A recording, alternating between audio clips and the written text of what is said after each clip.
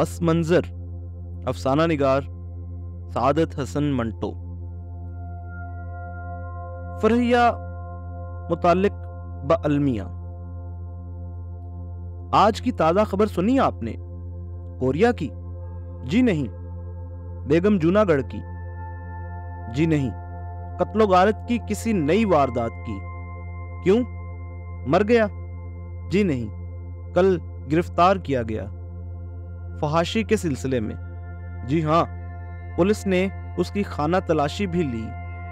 نہیں، اخباروں میں لکھا تھا کہ اس کے مکان سے کوئی ناجائز چیز برآمد نہیں ہوئی، لیکن اس کا وجود بذات خود ناجائز ہے۔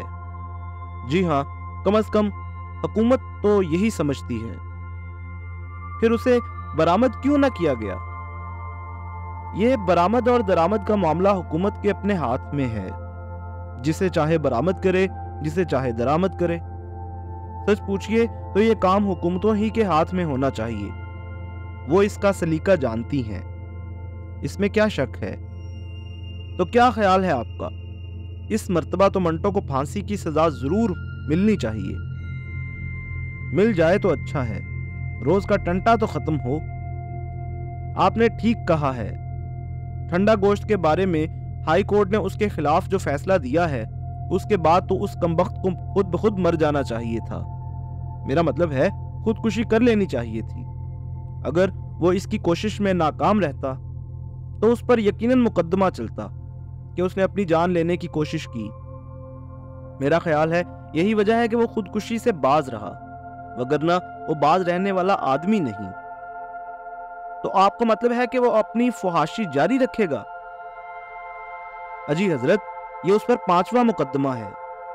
اگر اسے باز رہنا ہوتا تو پہلے مقدمے کے بعد ہی تائب ہو کر کوئی شریفانہ کام شروع کر دیتا۔ مثال کے طور پر گورنمنٹ کی ملازمت کر لیتا، گھی بیچتا، یا محلہ پیر گیلانیہ کے غلام احمد صاحب کی طرح کوئی دوا ایجاد کر لیتا۔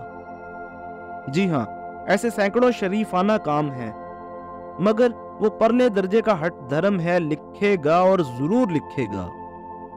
معلوم ہے آپ کو اس کا انجام کیا ہوگا؟ کچھ برا ہی نظر آتا ہے۔ 6 مقدمے اس پر پنجاب میں چل رہے ہوں گے، 10 سندھ میں، 4 صوبہ سرحد میں، 3 مشرقی پاکستان میں۔ وہ ان کی تاب نہ لا کر پاگل ہو جائے گا۔ یہ اس کی دور اندیشی تھی، ریہرسل کر رہا تھا تاکہ جب سچ مچ پاگل ہو جائے تو پاگل خانے میں آرام سے رہے۔ پاگل ہو کر کیا کرے گا؟ پاگلوں کو ہوش مند بنانے کی کوشش کرے گا۔ یہ بھی جرم ہے؟ معلوم نہیں، یہ کوئی وکیل ہی بتا سکتا ہے کہ تعزیرات پاکستان میں اس کے لیے کوئی دفعہ موجود ہے یا نہیں۔ ہونی چاہیے۔ پاگلوں کو ہوش مند بنانا دفعہ 292 کی روشنی میں تو بہت خطرناک جرم معلوم ہوتا ہے۔ دفعہ 292 کے بارے میں تو اب ہائی کورٹ نے ٹھنڈا گوشت کا فیصلہ کرتے ہوئے صاف طور پر کہہ دیا ہے کہ قانون کو مصنف کی نیت سے کوئی واسطہ نہیں، وہ نیک ہو یا بد۔ قانون کو صرف یہ دیکھنا ہے کہ میلان کیا ہے۔ اسی لیے تو میں عرض کر رہا تھا کہ پاگلوں کو ہوش مند بنانے کے فعل میں نیت کیسی بھی ہو، اس کے میلان کو زیر غور رکھنا پڑے گا، اور ظاہر ہے کہ اس فعل کا میلان کسی صورت میں بھی بے ضرر قرار نہیں دیا جا سکتا۔ یہ قانونی موشگافیاں ہیں، ان سے ہمیں دور رہنا چاہیے۔ آپ نے بہت اچھا کیا جو بروقت تنبیہ کر دی، کیونکہ ایسی باتوں کے متعلق سوچنا ہی از خود ایک بڑا سنگین جرم ہے۔ لیکن حضرت، میں سوچتا ہوں اگر منٹو سچ مچ پاگل ہو گیا، اس کی بیوی بچوں کا کیا ہوگا؟ اس کے بیوی بچے جائیں جہنم میں، قانون کو ان سے کیا واسطہ؟ درست ہے، لیکن حکومت کیا ان کی مدد نہیں کر دے گی؟ ہاں، حکومت کی بات جدا ہے۔ میرا خیال ہے اسے مدد کرنی چاہیے، اور کچھ نہیں تو اخباروں میں اس بات کا اعلان کر دینا چاہیے کہ وہ اس کے متعلق غور کر رہی ہے۔ جب تک غور ہوگا تک معاملہ صاف ہو جائے گا۔ ظاہر ہے اب تک ہوتا تو ایسا ہی رہا ہے۔ لعنت بھیجیے منٹو اور اس کے بیوی بچوں پر۔ آپ یہ بتائیے ہائی کورٹ کے فیصلے کا اردو ادب پر کیا اثر ہوگا؟ उर्दू अदब पर भी लानत भेजिए। नहीं साहब, ऐसा ना कहिए। सुना है कि अदब कौम का बहुत बड़ा सरमाया होता है। लाख रुपए की बात कही आपने। तो मोमिन, मीर, एहसन, शौक, सादी, हाफिज वगैरह सब दफा 292 साफ कर देगी। करना चाहिए, वरना इसके वजूद का मतलब ही क्या है। ये जितने अदीब और शायर बने फिरते हैं, अब इनको चाहिए कि होश में आएं और कोई शरीफाना पेशा इख्तियार करें। लीडर बन जाए सिर्फ मुस्लिम लीग के। जी हाँ, मेरा मतलब यही था। किसी और लीग का लीडर बनना फौहश है, बेहद फौहश। लीडरी के अलावा और भी शरीफाना पेशे मौजूद हैं। डाक खानों के बाहर बैठकर पाकीज़ा इबारत में खुद खतूत नवेसी करें, दीवारों पर इश्तिहार लिखें, बेरोजगारों के दफ्तर में क्लर्क हो जाएं। नया नया मुल्क बना है, हजारहा आसामियां खाली हैं, कहीं भी समा जाएं। जी हाँ, इतनी जमीन पड़ी है। हुकूमत सोच रही है कि तवाइफों और रंडियों के लिए रावी के पास एक बस्ती बना दे ताकि शहर की गलाजत दूर हो। क्यों ना उन शायरों, अफसाना निगारों और अदीबों को भी उनमें शामिल कर लिया जाए।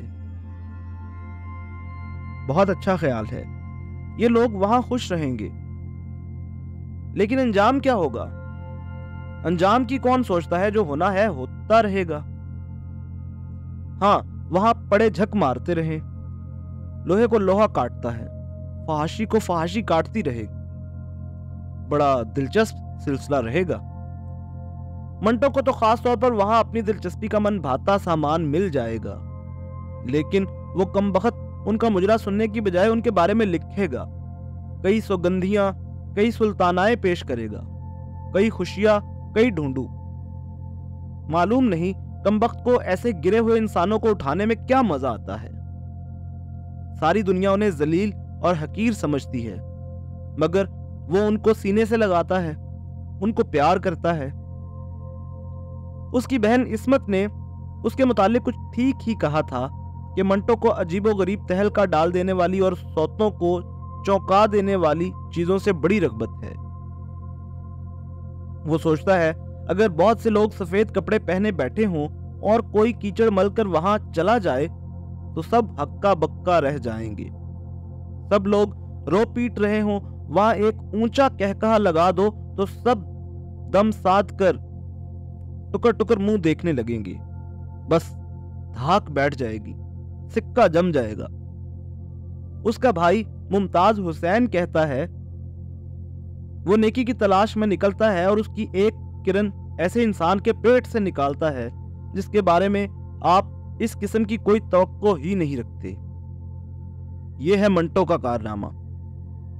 ये बड़ी लघु हरकत है, बल्कि फौश हरकत है कि ऐसे इंसान के पेट से रोशनी की एक किरण निकाली जाए जिसमें सिवाय अंतड़ियों और फुजले के और कुछ ना हो, और कीचड़ों के सफेद पोशों के दरमियान कूद पड़ा। ये और भी फौश है। ये इतनी कीचड़ लाता कहां से है मालूम नहीं, कहीं ना कहीं से ढूंढ निकालता है। गंदगी का गवास जो ठहरा। आइए हम दुआ मांगे कि खुदा हमें उसके लानती वजूद से निजात दिलाए। इसमें खुद मंटो की भी निजात है, इसमें क्या शक है। ए खुदा, ए रब्बुल आलमीन, ए रहीम, ए करीम, हम दो गुनाहगार बंदे तेरे हुजूर गिड़गिड़ा कर दुआ मांगते हैं कि तू सादत हसन मंटो को, जिसके वालिद का नाम गुलाम हसन मंटो है और जो बहुत शरीफ, परहेजगार और खुदा तरस आदमी था, इस दुनिया से उठा ले, जहां वो खुशबुएं छोड़ देता है और बदबुओं की तरफ भागता है। नूर में वो अपनी आंखें नहीं खोलता, लेकिन अंधेरे में ठोकरें खाता फिरता है। सतर से उसको कोई दिलचस्पी नहीं। वो इंसानों का नंग देखता है, मिठासों से उसे कोई रगबत नहीं, कड़वाहटों पर अलबत्ता जान देता है। घरेलू औरतों की तरफ वो आंख उठाकर भी नहीं देखता, लेकिन बिस्वाओं से घुल मिलकर बातें करता है। साफ और शफाफ पानी छोड़ के बदरुओं में नहाता है। जहां रोना है वहां हंसता है, जहां हंसना है वहां रोता है। कोयलों की दलाली में जो अपना मुंह काला करते हैं, उनकी कालक साफ करके हमें दिखाता है। तुझे भूल कर शैतान के पीछे मारा मारा फिरता है, जिसने तेरी हुक्म उदूली की थी। ऐ रब्बुल आलमीन, इस शरंगेज, निजिस पसंद और शरीर इंसान को इस दुनिया से उठा ले, जिसमें वो बदकिरदारों और बदइतवारों के नामा अमाल की सियाहियां मिटाने की कोशिश में मसरूफ है। ऐ खुदा, वो बहुत शर पसंद है, अदालतों के फैसले उसका सबूत हैं, लेकिन ये अर्जी अदालतें हैं। तू उसे इस दुनिया से उठा और अपनी आसमानी अदालत में उसके खिलाफ मुकदमा चला और उसको करार वाकई सजा दे। लेकिन देख, उसे अदाएं बहुत आती हैं। ऐसा ना हो तुझे उसकी कोई अदा पसंद आ जाए, लेकिन तू सब कुछ जानने वाला है। हमारी सिर्फ ये दुआ है कि वो इस दुनिया में न रहे तो हम जैसा बनकर रहे, जो एक दूसरे के ऐबों पर पर्दा डालते हैं। इन दुआ अज मन ओ अज जुमला जहां आमीन बाद।